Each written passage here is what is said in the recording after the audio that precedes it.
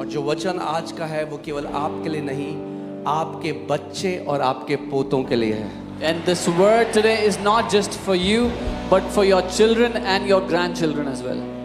आमीन। आप सब बैठ सकते हैं। You all can be seated. परमेश्वर पिता, हम आपके पास प्रभु यीशु मसीह के नाम में आते हैं। Father God, we come before you in the name of our Lord Jesus. हम आपके नाम को धन्य कहते हैं। We thank you for your great name.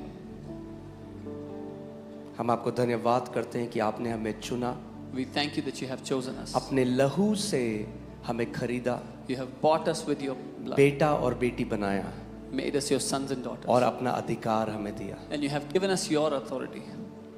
पवित्र आत्मा जी, Dear Holy Spirit, आज हमारी आंखों को खोल दे open our eyes today, Lord, कि हम सारी धार्मिक शिक्षाओं से निकलकर तेरे राज्य की बातों को समझ सके। that we would come out of every religious teaching and truly understand the things of your kingdom.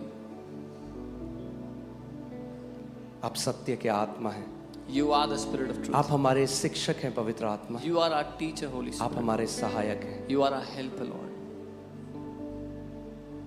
आज का वचन Today's word, हमारे हृदय में बोया जाएगा let it be sown into our hearts और 100 गुना फल लेकर आएगा, and let it bring forth 100-fold यीशु के harvest. नाम में। In Jesus' name. अगर आप विश्वास करते हो तो एक ऊंचा आमेन If you बोलो। believe, say aloud, Amen. आमेन, हालेलुया। एक वचन मैं पढ़ूंगा, प्रकाशित वाक्य 1 उसकी 16वीं आयत। Revelation chapter 1 verse 16. ये प्रभु यीशु मसीह के बारे में ये वचन है।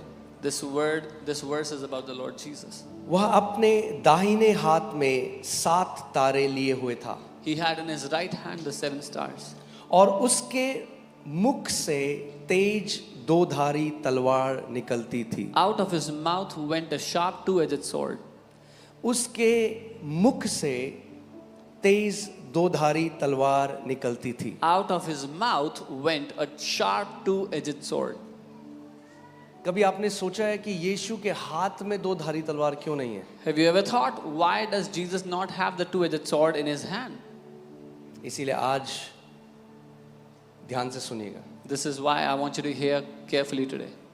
ओके, 2-धारी तलवार कहाँ से निकल रही है? Where is the 2-edged sword coming out of? प्रभु यीशु मसीह के मुंह से निकल From the रही है। mouth of the Lord Jesus.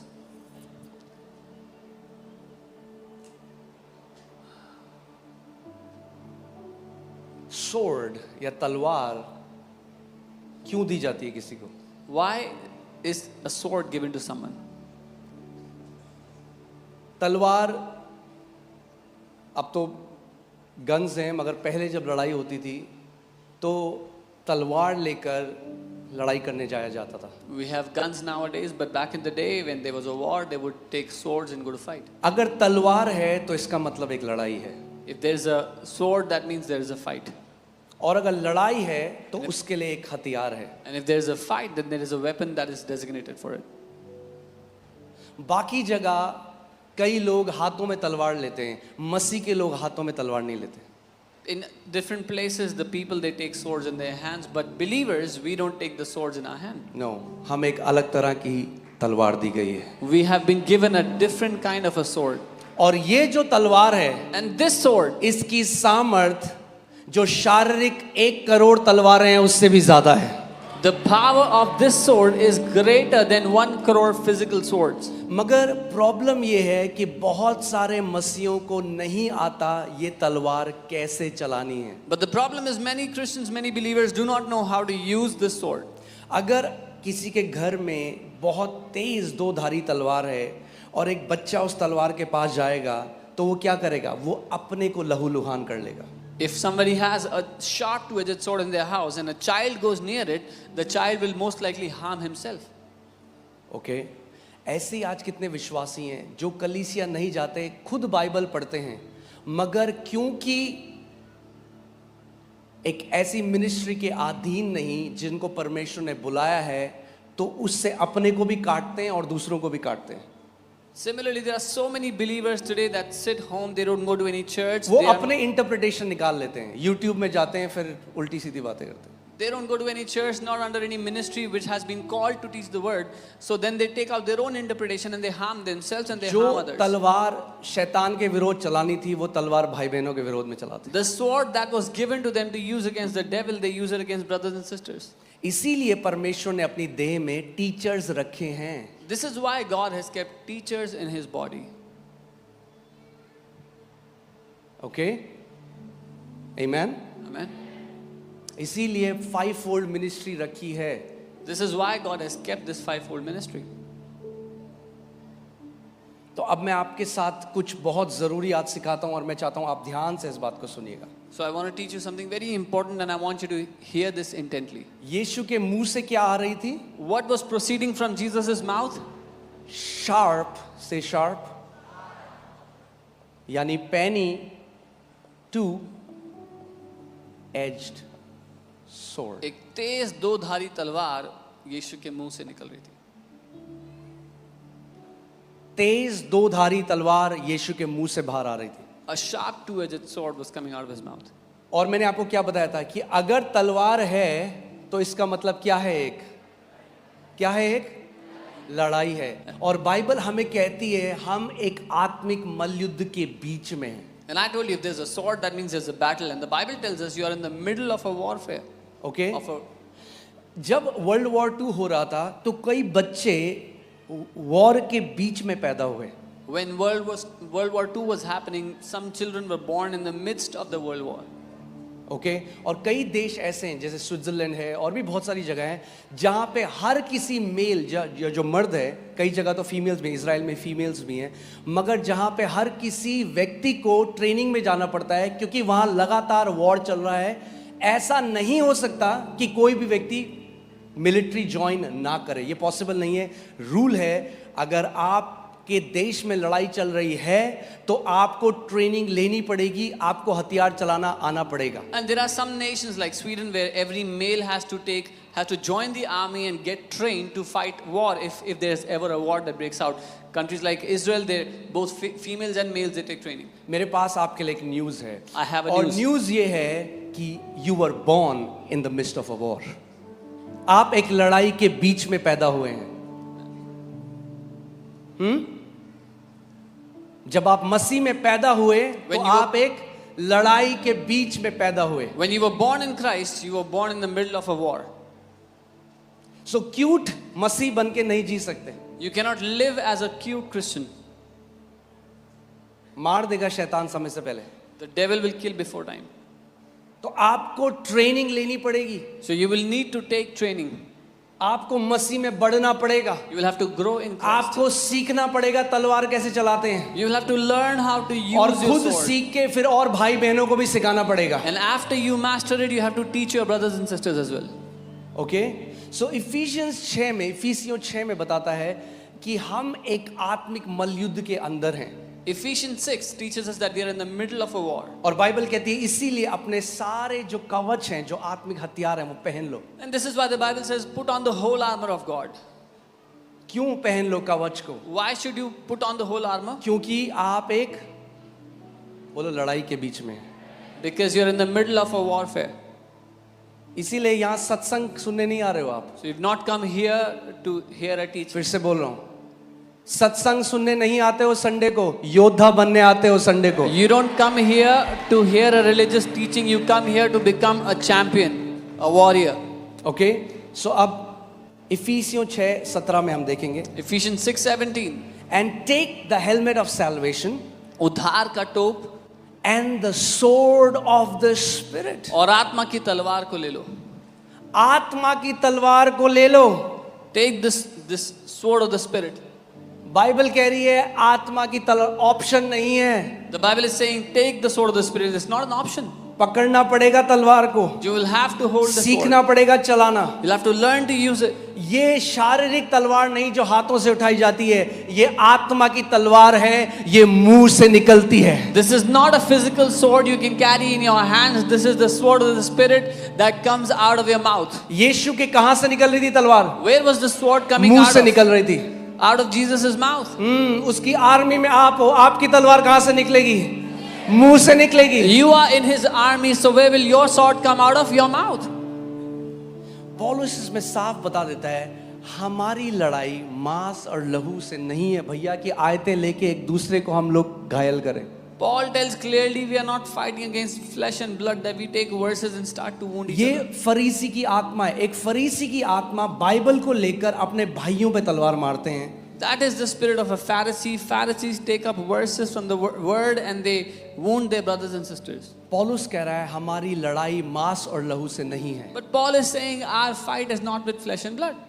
Okay मगर किससे है? But who do we fight? प्रधानताओं से, दुष्ट आत्माओं से. ये वो जो स्पिरिचुअल रेल्म में है, जो आत्मिक जहां में दुष्ट आत्मा है, उनसे लगातार आपकी एक लड़ाई है. Against principalities and powers, those spiritual powers, we have a fight with them. और आप अनजान नहीं रह सकते. And you cannot stay ignorant. होशाया 4:6 में परमेश्वर का वचन कहता है मेरी प्रजा मेरे ज्ञान न होने के कारण क्या हुआ? नाश हो गई. Hosea 4:6 it says my people are destroyed because of lack of my knowledge. सो क्यों हो रहे हैं आज मसीह लोग नाश? इसलिए कि परमेश्वर चाहता है वो नाश हो?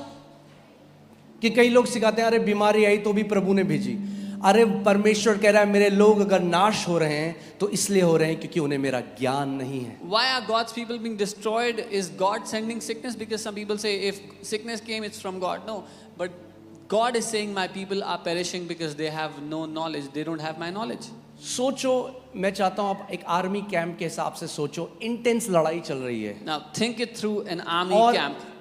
कोई भी आर्मी में किसी बंदे को गन देकर उसको बॉर्डर पे नहीं भेज देते. Think it through an army camp that in the middle of intense warfare, nobody will just hand them a gun and send them to the border. कई लोग हमें बोलते हैं आप चर्च में क्यों बुलाते हैं लोगों को? उनको बोलो बाहर जाके प्रचार करें. अरे पहले ट्रेनिंग देंगे या नहीं देंगे, या भेज देंगे बैटलफील्ड में? Some people say, why are you calling people to the church? Why don't you send them out to preach? First, will we train them or not? और इसीलिए मैं इतने मसीहों से बाहर जाके प्रचार कर रहे हैं रोज, जब घर में आते हैं तो अपनी खुद की वाट लगी रखी है ऊपर से नीचे तक. And this is why there are so many believers, they are going out and preaching every day, but when they come back home, their life is miserable inside the house. क्यों? क्योंकि लड़ाई से पहले ट्रेनिंग है. बोलो लड़ाई से पहले ट्रेनिंग है. Because there is training before the war. अब सोचो ट्रेनिंग चल रही है और एक बंदा है जब सब ट्रेनिंग चल रही है वो ध्यान नहीं दे रहा, वो अपने मस्ती कर रहा है अपनी, फोन में लगा हुआ है. Training is going on and there's one person not paying attention on his phone, distracted. जब उनका इंस्ट्रक्टर सिखा रहा है देखो ये गन है, इसको आप ऐसे करोगे, ये लॉक होता है, ग्रेनेड को ऐसे निकालोगे, पिन ऐसे निकलती है, वो ध्यान ही नहीं दे रहा. When the instructor is teaching them, this is your gun, this is how you put off the safety, this is how the grenade. Casual है उसका एटीट्यूड. कैसा है? हाँ क्या हो गया तो? He's just casual, doesn't care. और फिर लड़ाई में जब गया, अब ग्रेनेड से पिन खुली नहीं रही. Now when he goes to the war, he doesn't know how to take the pin out of the grenade. Gun unlock ही नहीं हो रही. He's not able to क्यों? unlock his क्योंकि gun. भाई साहब का ध्यान कहीं और था जब ट्रेनिंग हो रही थी. Because he was distracted during the training. सबसे पहले कौन मरेगा लड़ाई में? Who will die first in that ये war? This guy. अगर अंत तक जीवन जीना है तो उस प्रशिक्षण को हल्का मत जानो जो मसीह में तुम्हारे लिए रखा गया है. If you want to live a victorious life till the end, do not despise the training that has been kept for you in Christ. उस वचन को हल्का मत जानो जो हर रविवार को परमेश्वर का आत्मा आपके और आपके बच्चों के लिए भेजता है. Do not despise the word that the Spirit of God sends for you and for your children every Sunday. ये कोई सत्संग नहीं है. This is no religious ये gathering. आत्मिक प्रशिक्षण है योद्धा बनने का This मसीह is में. spiritual training to make you warriors in Christ. Okay so अब बाइबल हमें कह रही है क्योंकि हम एक लड़ाई में, और सारा कवच है, मेरे पास वो समय नहीं है, आज मैं आपको ऑफेंसिव लड़ाई सिखा रहा हूँ. Now the The Bible says, best defense is offense. the Bible says we have the whole armor, but I'm not talking about defensive today. I'm talking about offensive. The best, सबसे अच्छा जो बचाव है वो हमला करना है. कोई आया आपके घर में मारने के लिए, आपको पहला मार दिया ना आपने एक पंच, पहला अटैक जब आपने कर दिया तो you are on the winning side. If someone enters your house trying to harm you, if you give them the first blow, you've already won the battle. सो जो हमारे कवच है वो पूरा डिफेंसिव कवच है. Our entire- उद्धार का टोप, धार्मिकता की झीलम, सत्य की बेल्ट, सुसमाचार के जूते, ये सब क्या है? ये कवच है. Our entire armor is protective. The helmet of salvation, breastplate of righteousness, the belt of truth, the shoes of gospel, they are to protect you. अब सोचो आप लड़ाई में चले गए केवल कवच पहन के, मगर कोई हथियार नहीं है, तो आप मार कर ढूंढ, अब लग नहीं रही आपको, मगर मार तो खा रहे हो. Now imagine you go to the war wearing your protective gear, your armor, you do not have any sword, any offensive weapon with you, so you will be just taking hits upon hits. तब तक मार खाते रहोगे जब तक हथियार नहीं उठाओगे. You will keep on taking hits until you take up your weapon. और बाइबल कहती है हमारे पास भी हथियार हैं. And the Bible says we also have weapons. हमारे पास आत्मा की चोखी और पैनी दो धारी तलवार है. We have the sharp two-edged sword of the Spirit. वही तलवार जो मेरे यीशु के मुंह से निकलती है, वही तलवार उसने आपके और मेरे मुंह में भी डाली है. The same sword that comes out of our Lord Jesus' mouth, the same sword God has given to us, to you and me. अलग नहीं, It's not a different sword. वही तलवार दी है. It's the same sword.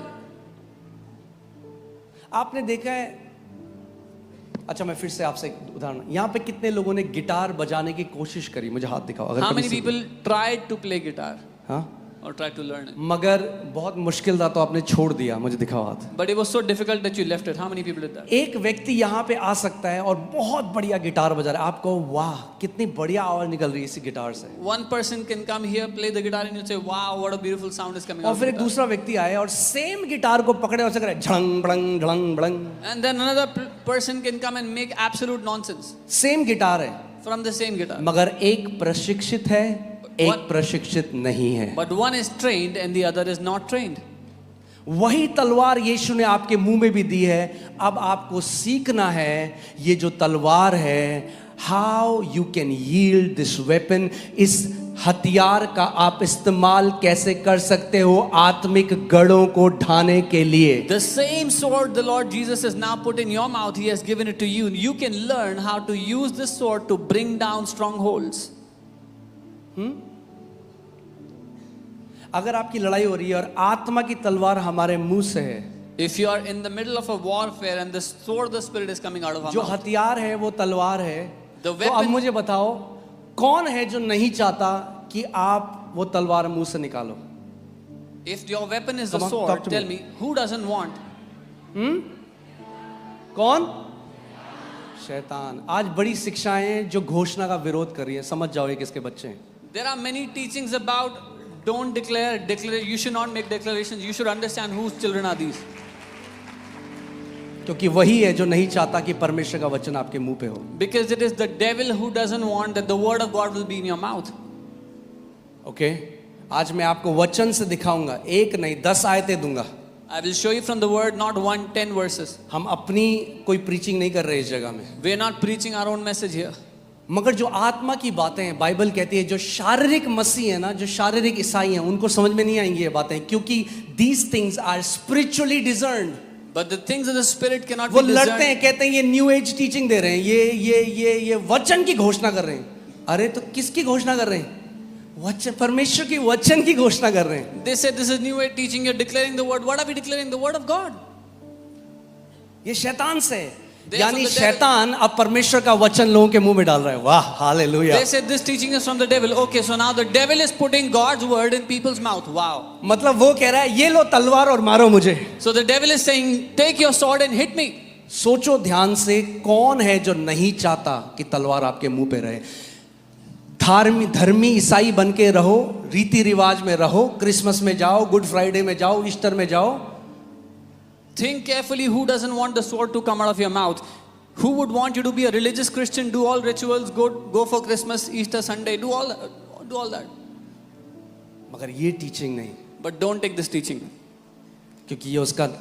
और अब तो भैया शुरू हो चुका है, इंडिया में बच्चा बच्चा परमेश्वर का वचन की घोषणा कर रहा है. And now it has started.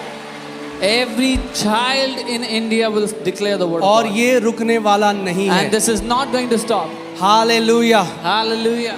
Okay, अब मैं चाहता हूं आप ध्यान धरकर सुने. अगर किसी को डाउट है ये तो I want कि you हम to hear. वर्सेस को तोड़ मरोड़ के तो आपको नहीं सिखा रहे. I want you to hear carefully if anybody has a doubt. We are not twisting the word for you. Okay, plain जो बाइबल कहती है मैं केवल वो पढ़ के बताऊंगा, अपना इंटरप्रिटेशन नहीं घुसाएंगे. I will only read what the Bible says. I will not put my interpretation in it. यिर्मयाह 1:9, यिर्मयाह 1:9. तब यहोवा ने हाथ बढ़ाकर मेरे मुंह को छुआ. Then the Lord put forth his hand and touched my mouth. यहोवा ने क्या छुआ यिर्मयाह का? कई मसीहों का आज ये छूना जरूरी है कि परमेश्वर उनका मुंह छुए. Many believers have this need that the Lord would touch their mouth today.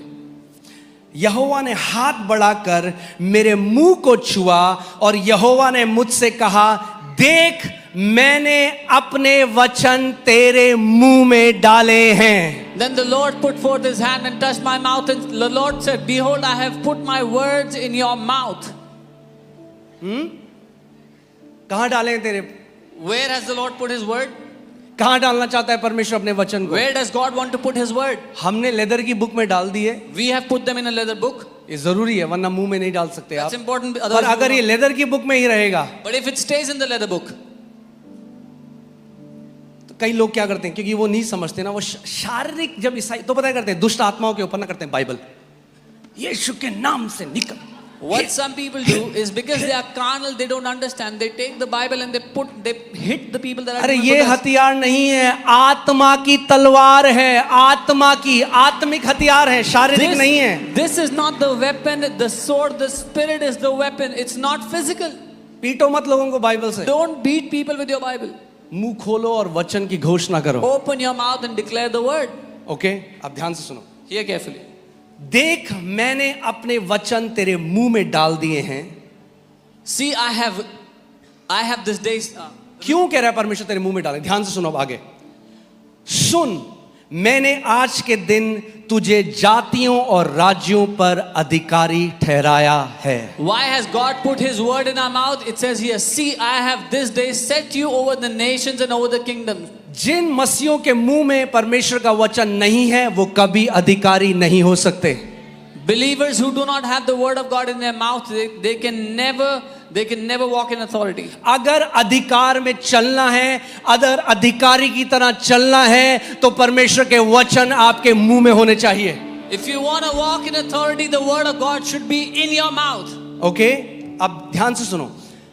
उन्हें गिराने और ढा देने के लिए, नष्ट करने और काट डालने के लिए, या उन्हें बनाने और रोपने के लिए. To root out and to pull down, to destroy and to throw down, to build and to plant. अब हियर दिस. ये जो परमेश्वर का वचन है ना, इसको बाइबल दो चीजें बोलती है. This word of God, the Bible calls it two things. Bible इसको कहती है सीड यानी बीज, और बाइबल कहती है सोर्ड यानी तलवार. It's a seed and a sword.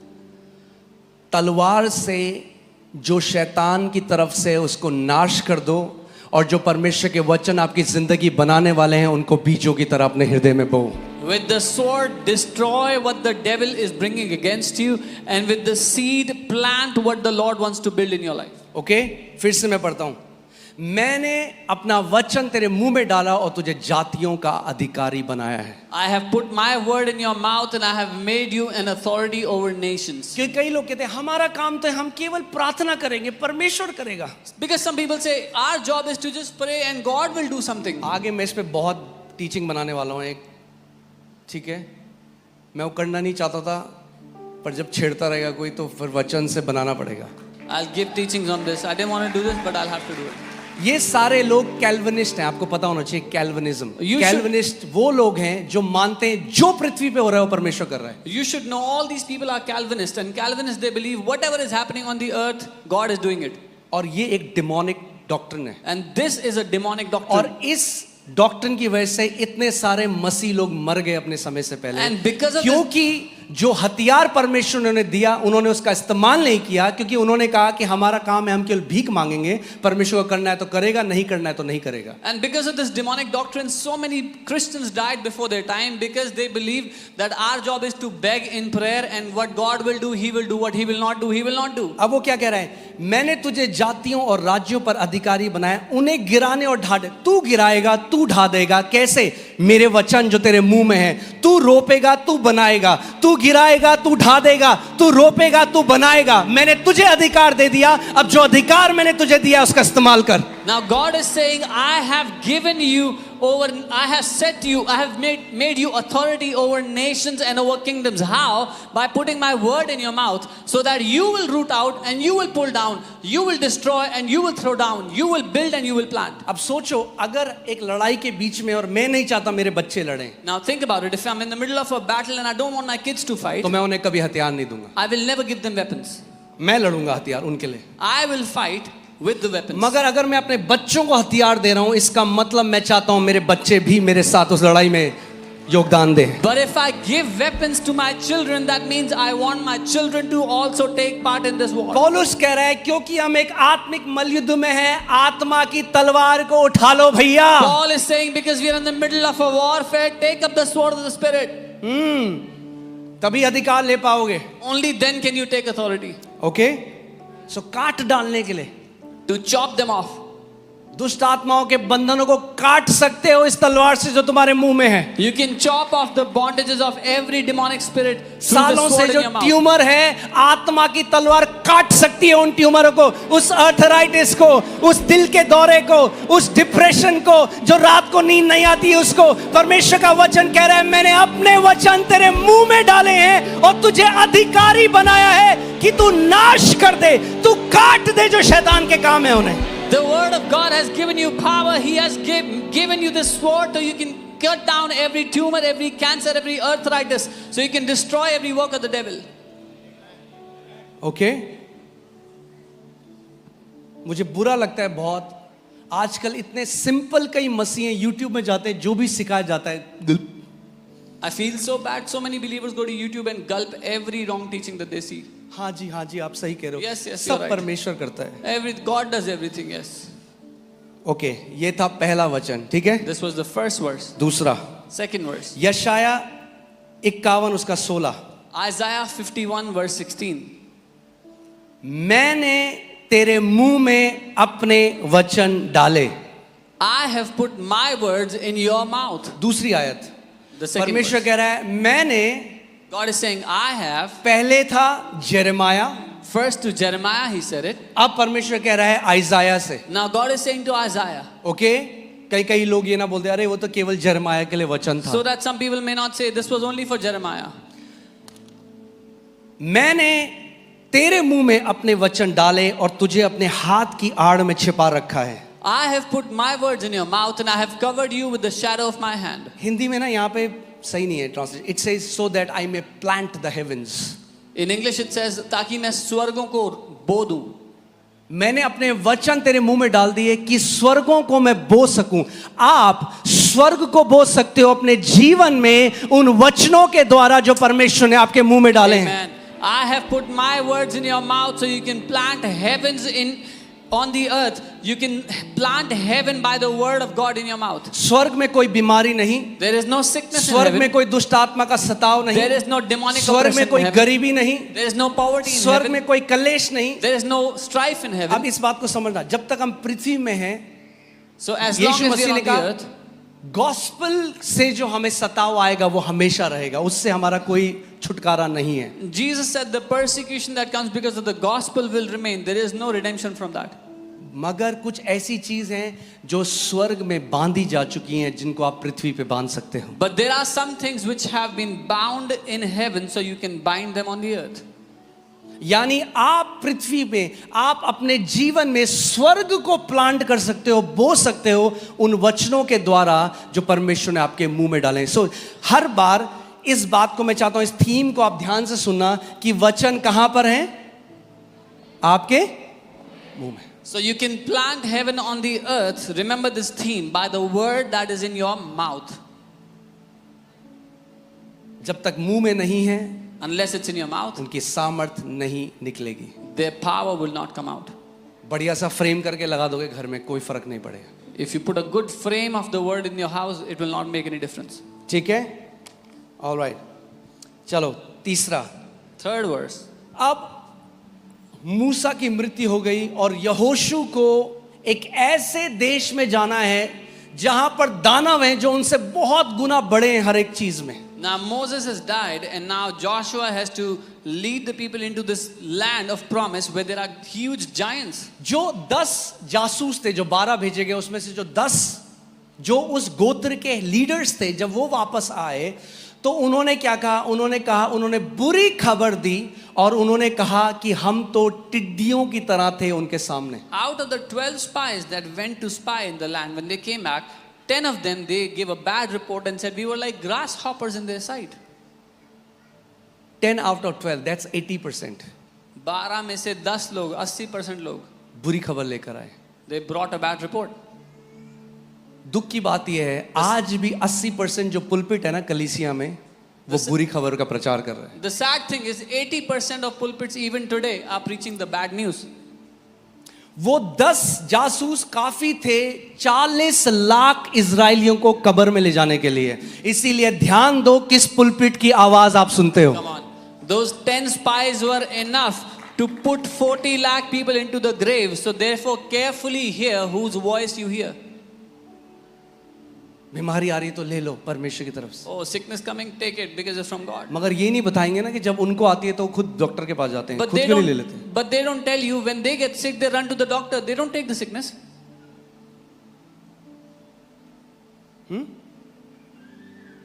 ध्यान दो Hear carefully क्या सुनते हो. what you hear. जितने इजरायलियों ने उनकी आवाज सुनी, Every Israelite that heard their voice, उन्होंने कहा हम कभी इस कनान के देश में नहीं जा सकते. they said they will never enter the land of Canaan.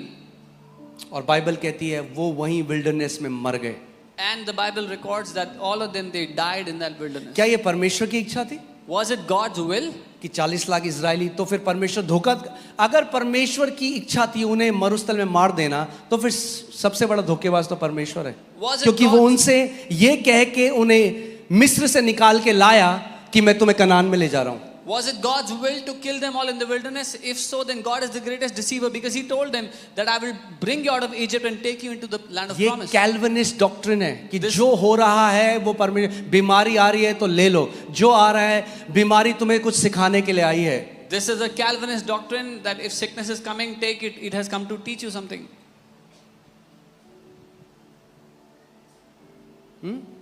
परमेश्वर तुम्हें नम्र करना चाहते हैं. God कभी wants to बीमार make you आदमी को humble. देखा है? नम्र होते हैं बीमार लोग. Have you ever seen a sick person? Are they humble? बीमार से ज्यादा चिड़चिड़ा कोई नहीं होता. There is no more. Is no that one- true or not? There's no one who's more irritated than a sick person.